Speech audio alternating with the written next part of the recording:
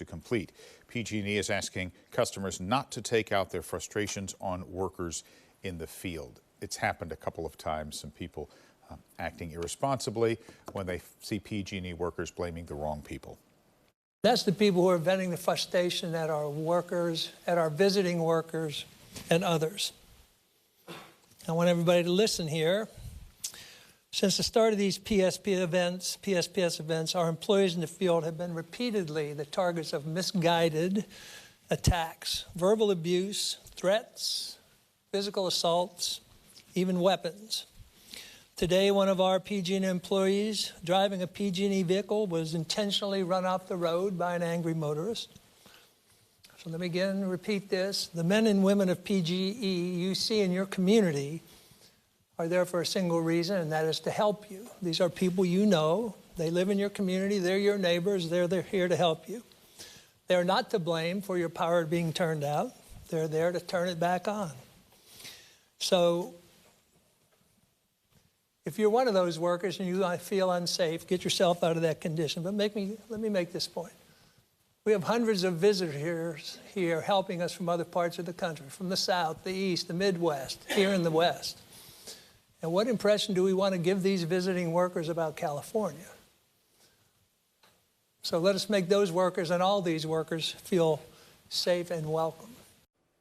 Pretty forthright admonition of people who behave poorly toward the PG&E workers from President and CEO of PG&E, Bill Johnson, today. That's the latest on the power outages. Let's move now to the Kincade Fire fight.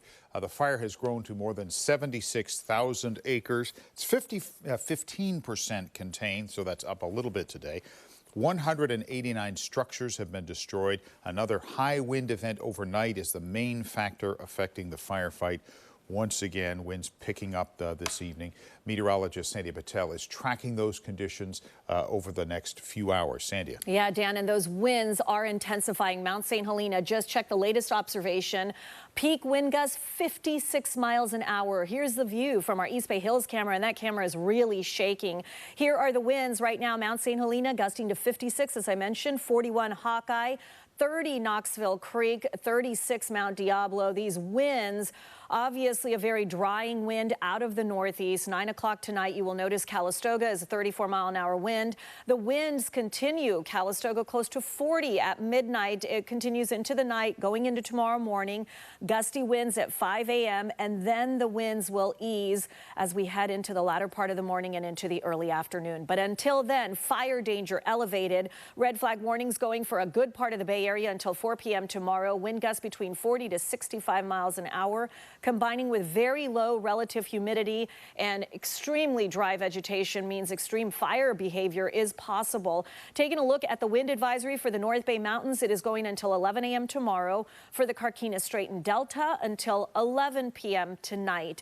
The conditions near the Kincade Fire, not favorable for firefighters. The winds have been steadily increasing, ramping up right now, gusting to 39 miles an hour out of the northeast. Look at the relative humidity. It is so low, down in the single digits, 9% humidity there right now. As we take a look at the Kincade Fire and the surrounding areas, the wind gusts hour by hour between 9 p.m. tonight, 25, 30-mile-an-hour winds in that vicinity going into the early morning hours, 36-mile-an-hour winds at around 1 a.m. Still very gusty at 3 a.m. Those winds will ease a bit, go right around 8 a.m., but still going to remain on the gusty side. The humidity is a key factor here, and at 9 o'clock tonight, when you have places in the single digits like Fairfield, Lake Berryessa, you know that the air mass is extremely dry. Single-digit humidity, bone-dry conditions will continue at 1 a.m. Lake Berryessa dropping to 5% in terms of the humidity. And it just gives you an indication as to how intense things can really get around here. Fire danger index factors in the humidity, the wind, and when you combine the two, look at the fire danger index. In the North Bay, we're looking at oranges and reds, which is very high, to extreme fire danger tonight. As we go into tomorrow morning, even some high fire danger in the East Bay, San Mateo coastline. But once again, the focus is on the North Bay. This wind event is not expected to last as long as the weekend wind event and not as intense in terms of the winds. Winds over the weekend were over 90 miles an hour. Regardless, we are in the middle of high fire danger, high fire season, so please take vigilance, stay vigilant, if you will. Air quality impacted by the Kincade Fire, so that's going to continue going into tomorrow. A spare the air alert in effect for the entire Bay Area through tomorrow. Poorest air quality near the fire zone in the North Bay, moderate elsewhere. Santa Clara Valley, it looks like good air quality. As we check out the AccuWeather 7-day forecast, I do want to turn your attention to what's ahead.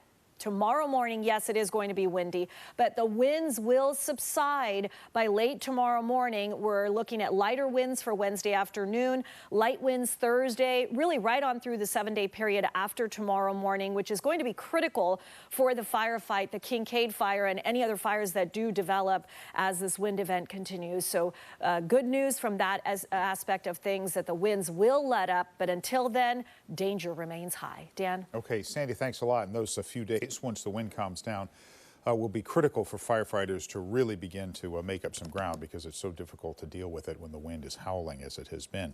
A lot of folks were allowed to return to their homes today to check on their property. The Sonoma County Sheriff has updates for those who are now allowed to get back to their homes today and what they might find. We had some good news today. About 2:30 p.m. this afternoon, the Sheriff's Office announced that we were lifting the evacuation order for the northern part of Zone 4, reducing that to an evacuation warning. What that meant is that 2,400 people in the northern part of Zone 4, the Dry Creek Valley, north and west of Healdsburg, were able to return to their homes today. They're able to do that without having to have a permit, and there was no need for identification checks. However, as those people went back to their homes, we want to caution them to be vigilant. Because of the high winds, we do have a number of branches down, so roadways may be different than what residents saw when they left. So please be aware of those hazards. Also, many of these people are still returning to homes that are without power because of the PG&E power shutoff. So we want people to be vigilant, be aware. Communication may not be great. As I've mentioned before, when people are returning to evacuation zones, it is still under an evacuation warning. So what that means is that if you hear deputies in your area with a high-low siren, it means to be vigilant, pay attention to those, and the high-low siren will tell you that conditions have changed and you need to leave again. Unfortunately, today, we took 3 reports of looting in some of the evacuated areas. Those reports are essentially cold burglary reports. We do not have any arrests behind them. They were simply incidents where residents had discovered that in their absence, that their home or their business had been broken into and items had been taken. The Sheriff's Office is currently investigating all these cases, and I can assure you that if we are able to determine those responsible, arrests will be made and we will prosecute those people to the fullest extent. As I covered earlier, we've made 3 arrests for unauthorized entry. That number has not changed. The Sheriff's Office is doing everything we can to get you back into your homes. We realize the anxiety there. We're going to continue to monitor the weather, and as we get advice from CAL FIRE and weather, we will hopefully have good news in the coming days to get people back to their homes. So Sheriff of Sonoma County speaking today. All around the Bay Area, people have been trying to help those in need. Volunteers in the Bay Area mobilizing to provide help for the evacuees. ABC7 News reporter Amanda Del Castillo found a South Bay moving company which is gathering supplies and food to take to Sonoma County. She tweeted this photo today as the trucks were getting loaded. People doing what they can to try to help their neighbors. A lot more information on our website, abc7news.com, on the evacuation zones, the power outages, air quality, resources to help evacuees, and also emotional support for everyone affected by the events this week. It has been very, very intense for a lot of people. We have much more for you coming up on ABC7 News at 11. Hope you'll join us then. But for now, I'm Dan Ashley. We appreciate your time. See you soon.